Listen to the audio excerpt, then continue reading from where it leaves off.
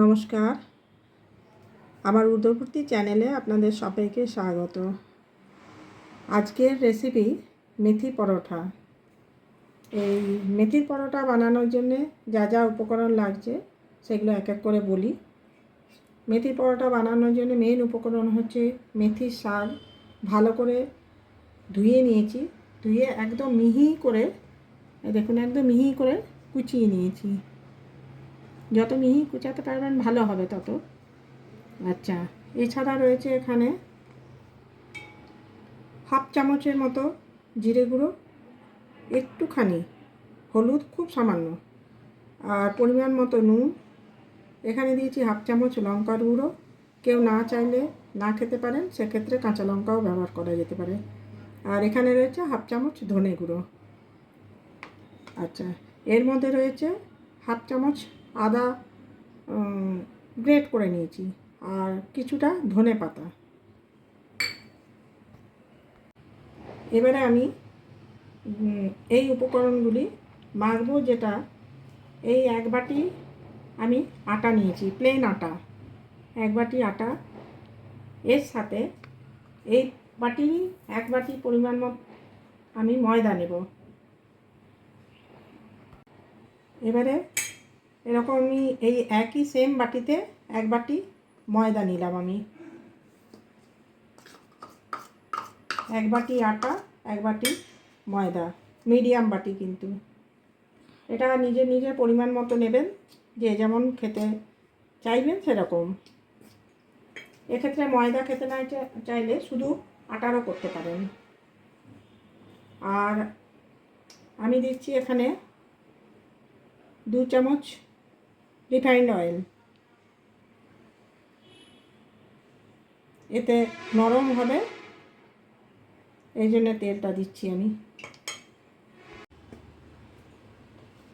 এবারে এই উপকরণগুলি আমি এক এক করে সব দিয়ে দেবো। এই যে মেথি পাতাটা দিয়ে দিলাম, মেথির শাকটা,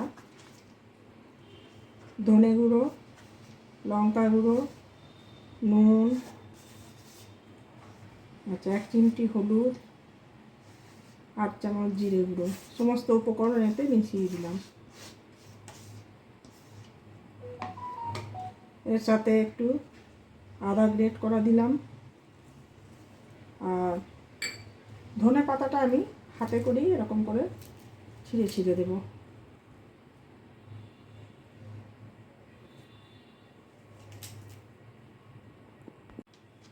এই সমস্ত উপকরণ এর মধ্যে দিয়ে দিয়েছি। প্রথমে আটা ময়দার সাথে এই উপকরণটা ভালো করে মিশিয়ে নেব,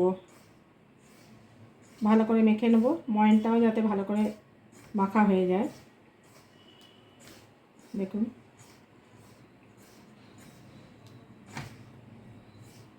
এরপরে এই যে এরপরে আমি জল দিয়ে অল্প অল্প করে, যেভাবে রুটি পরোটার ময়দা মাখা হয় সেইভাবেই এটাকে মেখে ফেলব।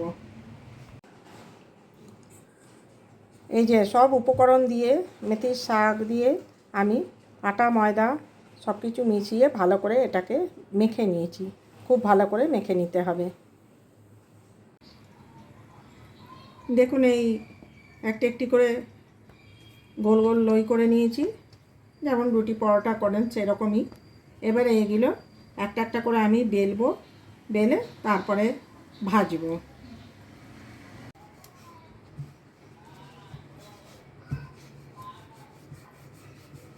এইভাবে সবগুলো আমি বেলে নেব।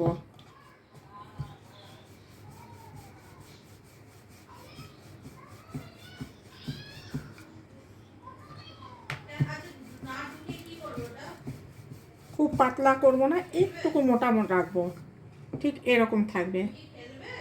রুটির মতো পাতলা অতটা করব না, একটু মোটা থাকবে এরকম। এইভাবে আমি সবগুলো বেলে নেব।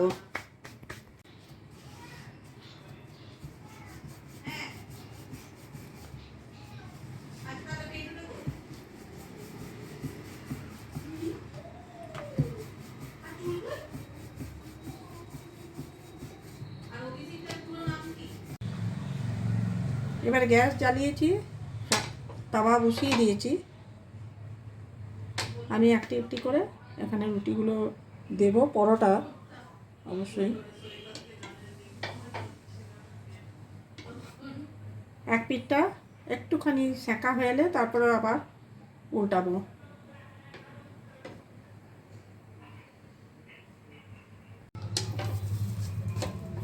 এই যে এক পিঠটা হয়ে গেছে, আবার আমি উল্টে দিলাম।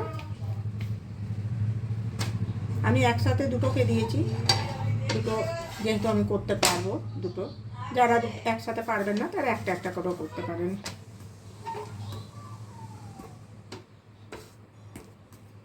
এইভাবে একটা একটা পিঠ ভালো করে সেঁকে নিয়ে তারপরে আমি তেল দেব।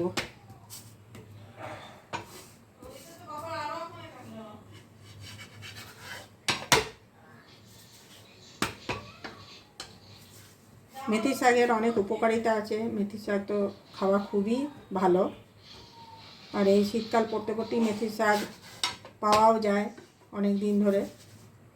মেথি শাক অনেকভাবেই খাওয়া যায়, তার মধ্যে হলো এটি একটি, পরোটা বানিয়ে খাওয়া। সুগারের পক্ষে মেথি শাকের খুবই উপকারিতা আছে, প্রত্যেক দিন খেতে পারলেও খুব ভালো মেথির শাক।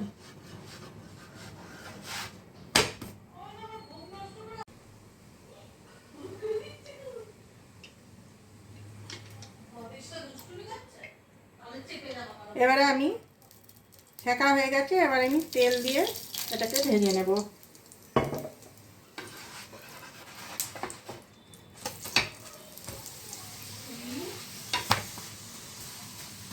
তেল দিয়ে দিলাম পরিমাণ মতো, দু পিঠ ভালো করে ভেজে নেব তেল দিয়ে।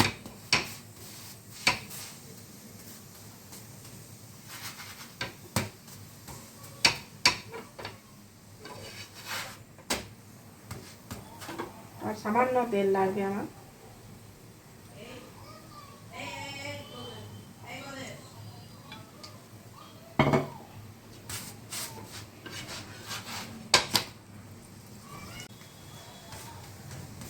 দেখুন আমার মেথির পরোটা ভাজা হয়ে গেছে, এরকম একটু লাল লাল হবে, সেই সময় ইয়ে করবেন যে হয়ে গেছে মানে।